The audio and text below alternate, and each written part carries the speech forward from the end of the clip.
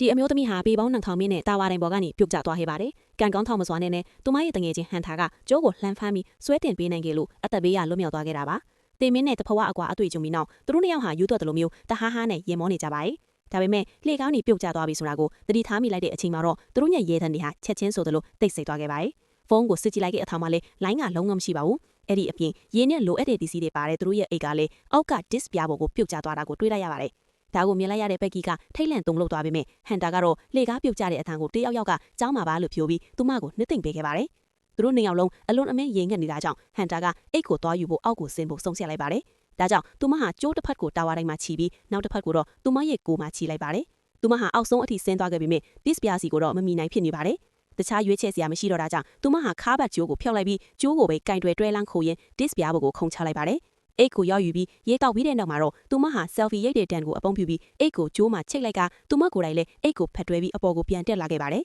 ။ဒါပေမဲ့အပေါ်ကိုရောက်ခါနီးမှာပဲသူမရဲ့လက်တွေချော်သွားပြီးပြုတ်ကျသွားမှာတော့တယ်။ဘက်ကီရဲ့ရင်ခုန်တန်းတွေခဏလာရပ်တန့်သွားရပေမဲ့အောက်ကိုငုံကြည့်လိုက်တဲ့အခါမှာတော့ဟန်တာကအိတ်ကိုမြင်းမြန်းကင်ထားနိုင်တာကိုမြင်လိုက်ရလို့စိတ်သက်သာရသွားခဲ့ပါတယ်